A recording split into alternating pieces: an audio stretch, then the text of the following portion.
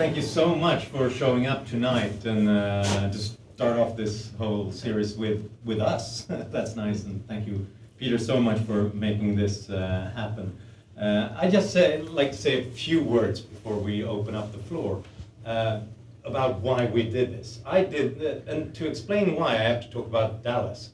Because, you know, my impression of Dallas, you know what that is? It is that everybody's an oil magnate here, and everybody drinks whiskey at work, and has a lousy relationship with their family. Because that's what I was taught when I was learning about Dallas in the soap opera Dallas with J.R. Ewing and the Ewing family in the 1980s.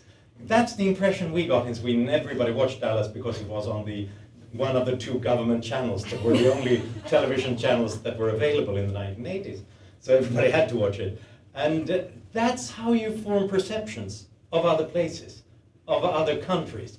The kind of strong images and stereotypes that gives you something to ponder, and it's easy to remember, and you talk about it a lot. And I think that goes for Sweden as well, and the perception of Sweden in many countries around the world. And especially in the United States, where we've heard so much about Sweden for a long time in the political debate, almost like a kind of an obsession about Sweden. And in a way, it is just as much of a caricature as my perception of Dallas was in the 1980s. It focused on a couple of things that were fairly correct, but then exaggerated it, and there was also a lack in perception. The world changed, and Sweden changed much faster than the perception of Sweden did. And as Rob explained, one of the reasons why we thought this was now timely was that Sweden was once again a weapon in the political debate. Lots of people are saying that America should be more like Sweden, democratic socialists and others who think so. Well, if they really want America to be more like Sweden, the United States would have to be more free trade, open up more product markets. It would have to introduce school vouchers. It would have to reform the pension system. It would have to have very low corporate taxes, abolish taxes on property, on wealth, on inheritance, and so on. So in other words, that perception comes from a time lag, a perception that stuck in 1975, basically, when Sweden was doing all these things, experimenting with socialism. But as we try to explain in this film, that was the moment in time when, well, Sweden got worldwide renown, but it was also the period in Swedish history that is now considered by all Swedes, from the left to the right, as the enormous failure. It almost destroyed the Swedish economy, and since then we've struggled to get away from it. And we haven't entirely, but in many ways we have, and that's why Sweden, according to the latest index of economic freedom from the Heritage Foundation, Sweden is now more free market than the United States. That tells you something about perceptions. And just one last data point to sort of confuse everybody. I just saw a recent Gallup poll that said that more than 50% of American Democrats say that they had a positive attitude to socialism. And 16% of American Republicans had a positive attitude to socialism. And that's because they've never experienced it. Because when it comes to Sweden, and when we have a poll, when people are being asked, so do you consider yourself a socialist? Only 10% say that they are socialists. So in other words, there's a bigger share of socialists in the US Republican Party than in socialist Sweden. That tells you something. So thank you, and let's just open up the floor for discussions and questions about this. Hi, it's a very good film, well done. Thank you. So your value-added tax was at 25%, did I get that right? Yes. So what would be the income tax of someone earning, say, $80,000 a year, or $100,000 a year? What's the income tax rate? Yeah. I mean, if you include like your local tax plus your national tax. This is an important question because socialism is wonderful if you think it is getting stuff for free. I would love that. I would be a socialist. But the thing is, people forget that you have to pay for it. as well. And in the US, there's this perception that in Sweden, you just get that stuff and there are a few rich people and big businesses pay for it all. But early on, the Social Democrats in Sweden realized that no, we depend on private business. We depend on high earners for our economy to work, to create jobs and to create wealth and tax revenue. So they realized that what we have to do is we have to squeeze the poor. The poor are loyal taxpayers because they don't dodge, they don't have tax lawyers, they don't move to Monaco when they have a very high tax rate. So the basis of the Swedish tax system is an income tax on everybody, on the regional level. It varies a little bit depending on where you live, but so it could be 29% in one area, it could be 31%, but the average is 30%, a 30% flat tax. That's where we get most of the tax. If you add 30% to the 25% VAT, then you've got like then we've got nothing left. Yeah. Yeah, it's 25% plus 30%. I mean, that's 55% tax of your income. Yes. Yeah. Well, I mean, that's much higher than, I mean, living in Dallas, I'm not, that's really high. Yeah. I mean, that's like... And about half of the taxes we get take in Sweden come from excise taxes, taxes on particular goods, and the VAT. And the VAT, as mentioned, Okay, is because 25%. I mean, Republicans in America are fighting against such a high tax rate. They're not fighting against socialism because they don't think that's ever going to happen, but that is what they're fighting for. And interestingly, this means that the American tax system is more progressive than the Swedish one. The latest study I saw from the OECD says that the 10% highest earners in the US pay 45% of all the income taxes. In Sweden, they pay less than 27% of it. Our next questions come from the man with a goatee. Oh, Yes. Oh, yeah. Well, I think it's kind of ironic how the left here in the U.S. says how we should be more like Sweden when you've shown that this model doesn't align with what they had in mind. I forgot what I was going to ask now. But I think that's important in itself. And just to expand, I think that's because Sweden seems like a great place. It's comparatively, if you look around the world, it's fairly stable, peaceful, harmonious, and people are healthy and wealthy and so on. But comparatively, but the interesting thing is, look at people of Swedish ancestry in the United States. They are also comparatively healthy, longer life expectancy, lower infant mortality, greater levels of trust than other Americans, and more than other Swedes, by the way. So it's not a controlled experiment, but it's an interesting comparison, because they arrived 100 years ago, 150 years ago to the United States. So that was 50 or 100 years before the welfare state. So it tells you something else. It's not the system as such. Swedes are doing better when Swedes have less socialism, both sort of time-wise in Sweden, compared in time, but also geographically.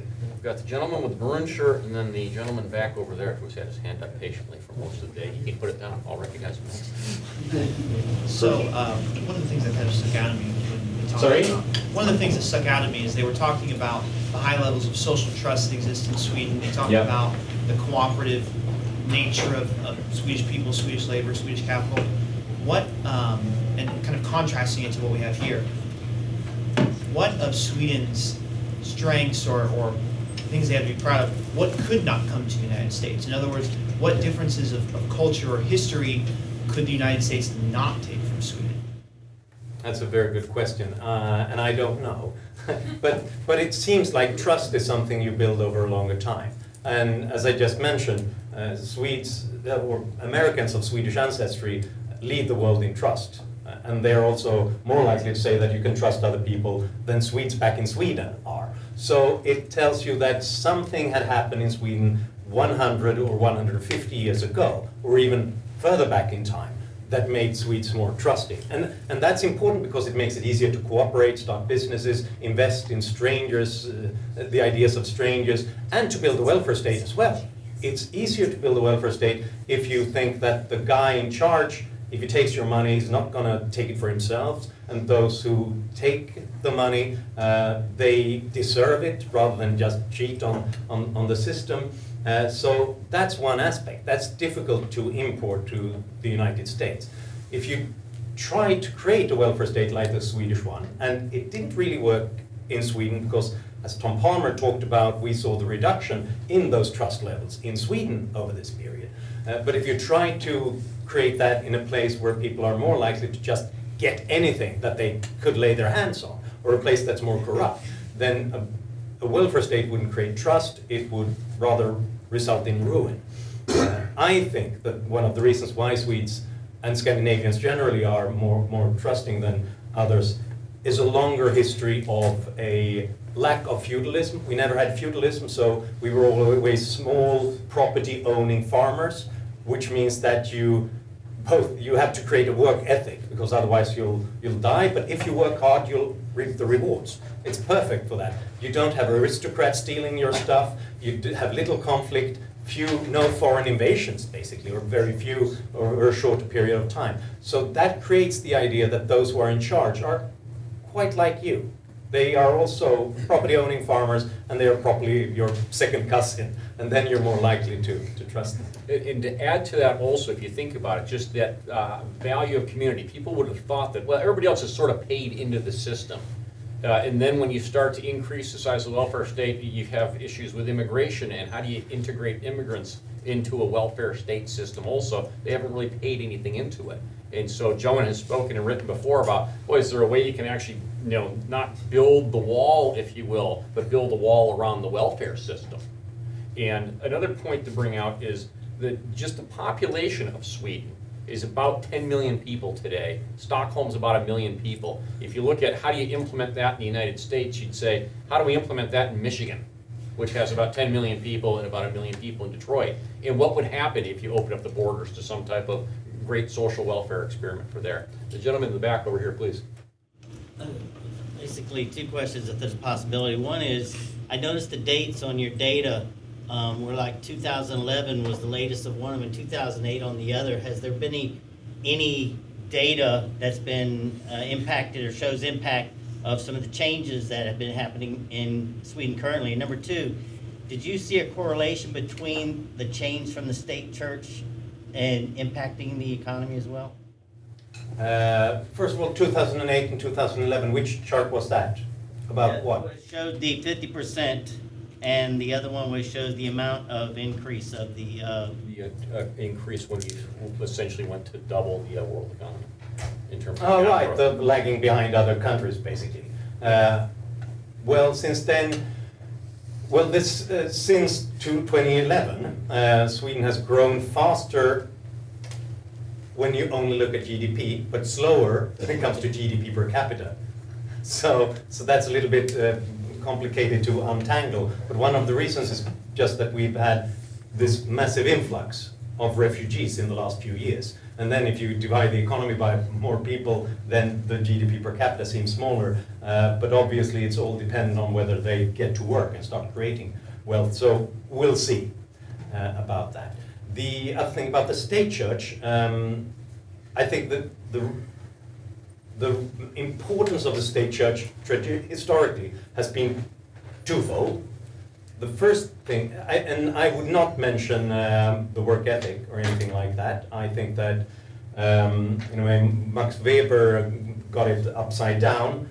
He thought that it was the sort of religion helped to create that work ethic. I think the work ethic made Swedes more interested in a religion that emphasized that rather than anything else. The importance has been in emphasizing literacy historically. The Lutheran Church wanted people to be able to read, at least the Bible. So that created, a long time before we had any formal schooling in Sweden, we were top of the world when it came to literacy. And as we noticed with Aftonbladet and all that debate that was created there, that was a major thing because most people could read that stuff, which they couldn't in other countries.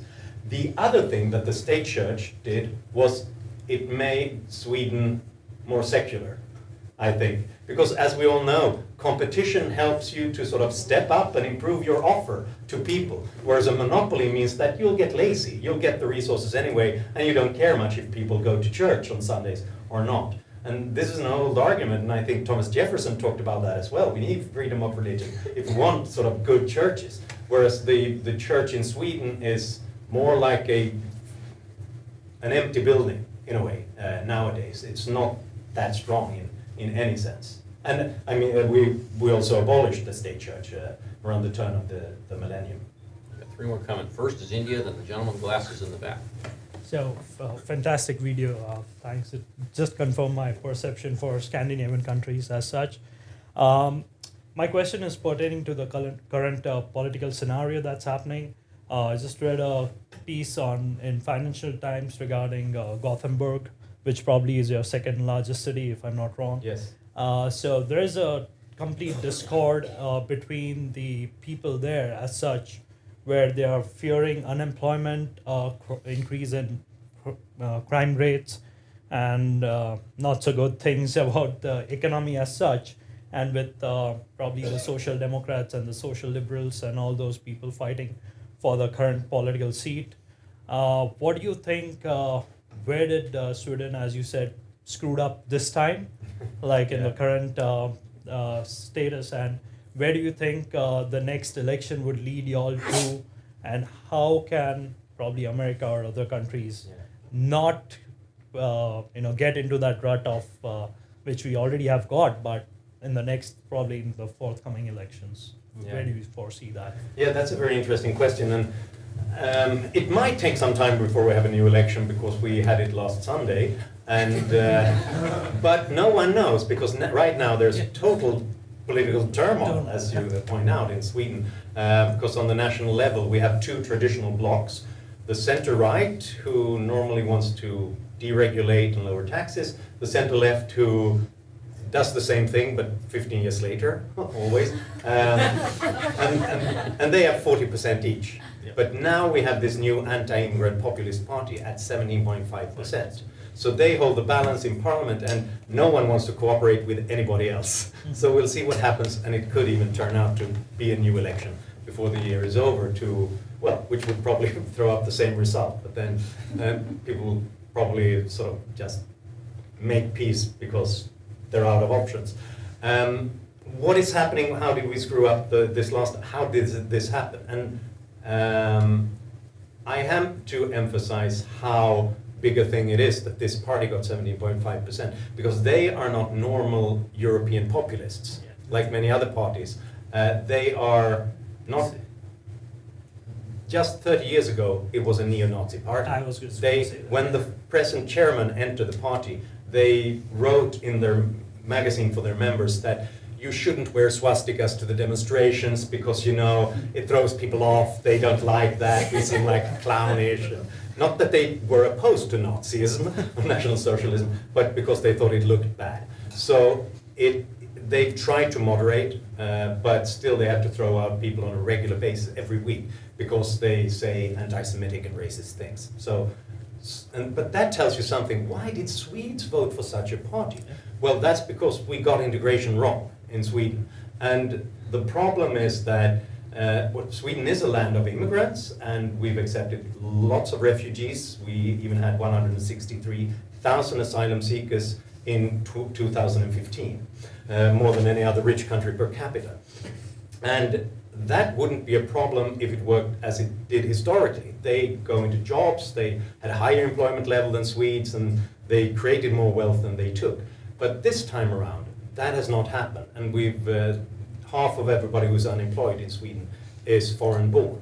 And that tells you something about the legacy of the welfare state, because some of the areas are still sort of a one-size-fits-all. The labor market and the tax system and the benefit system are adapted to people having both a high work ethic, not being willing to use public benefits, and also having the Swedish language, lots of experience, and a high education.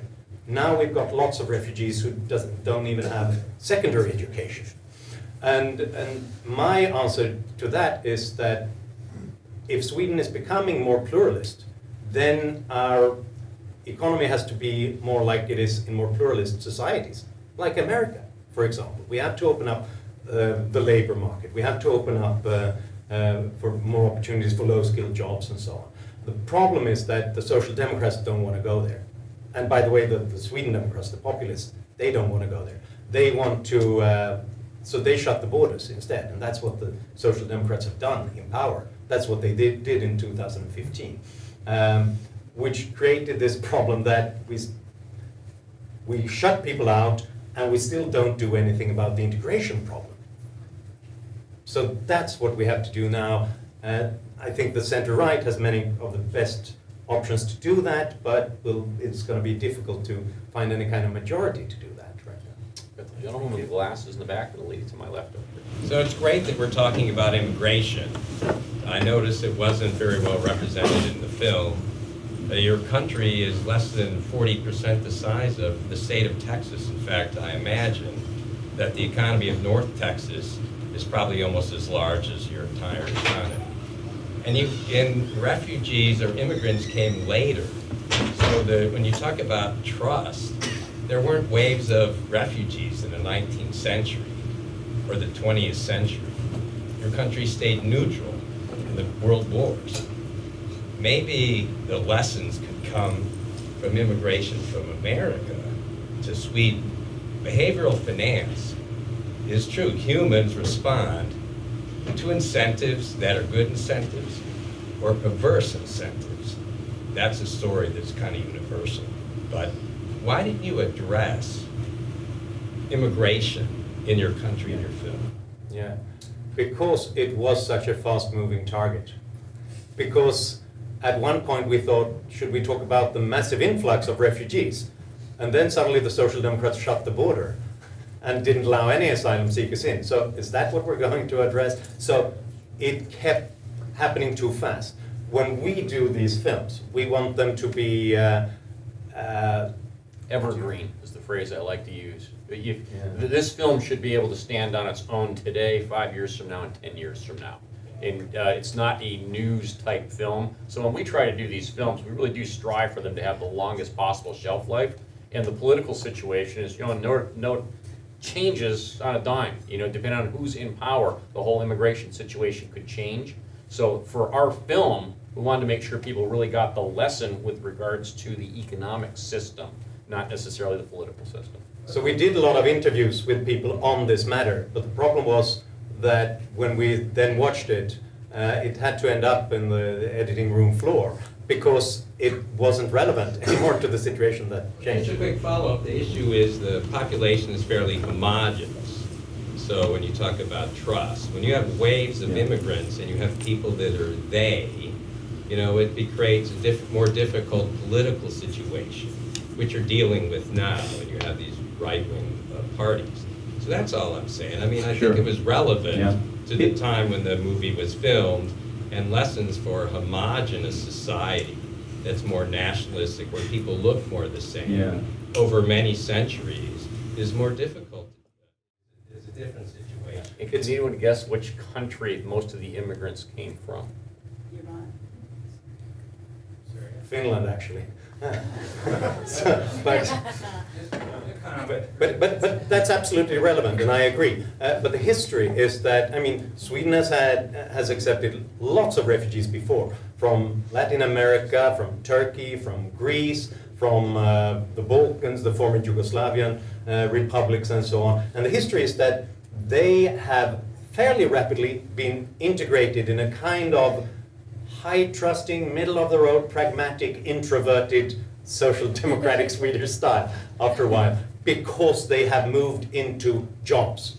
And that's where integration has happened. And that's the problem if we end up then with this massive influx of refugees and they end up all in the same place and their parents do not go to work in the morning. That's when we see the failure of this integration, cultural integration, I think. Got the lady here, the gentleman in the red shirt, and the gentleman in the blue shirt after that, please. Thank My you. question about. Let's hold on, I got her first. Oh. Yep. Hey, hi. When you talk about 1970s, and that reminds me of that period of time in China, Cambodia, Vietnam, communism is most crazy. So did that influence what happened in Sweden? Because why Sweden suddenly changed to socialist? Because if we don't think about that, it might happen again in any countries, you know, even now, you know, in this country. So That's an incredibly relevant question. And I think part of the answer is that often it happens automatically if we're not cautious. Because it's so easy to just sort of ask for more stuff from the government and a special privilege for a particular business or a special interest here. And rarely do you see as the average consumer or taxpayer the cost to the whole economy and to the whole society. So it's often it happens by default. So we have to think about that. That's one of the reasons why we need principles. It's a way of integrating everything that we know and think about the world and about the economy. It's also absolutely true that Sweden was affected by that whole international movement. And Sweden tried to portray itself, and especially when we had Olof Palme as our prime minister from the Social Democrats, he wanted to turn Sweden into the third way, something between capitalism and communism. And therefore also very inspired by the real style of socialist economists that were out there. And he traveled to Vietnam and to Cuba and sort of praised what they were doing in a way. Which is weird because back at home the Social Democrats had always been pragmatic. But there was something in the whole mood, the whole atmosphere at that time that made them cocky and think sort of, wow, now we can do all these things that we didn't think that we could do. And they even had this plan for the Wage Earners Fund, which would have socialized private business. But the bizarre thing is when you look at the biographies of those people, the prime minister, the finance minister, and so on, they said they never believed in it. They didn't think it was going to work. But they noticed that the radical fringe of their party and of the trade union, they thought that this was what we had to do. And then, well, why don't you tell them it's wrong? Well, they said, I don't want to be the one who sort of breaks the labor movement apart. I have to ride this wave, or this tiger, or whatever it is. And they're incredibly embarrassed now, I have to say. One of them, the finance minister, Kjell-Olof Feldt, and one of his closest associates was interviewed out there, Claes Eklund. He wrote in a biography later on that our policies were unsustainable, absurd, and our tax policies were perverse. Sir. So my question is about universal healthcare. You said in the film that a lot of it is not run by the government, but provided by private companies. So my question is about how do you keep down costs? Because in America,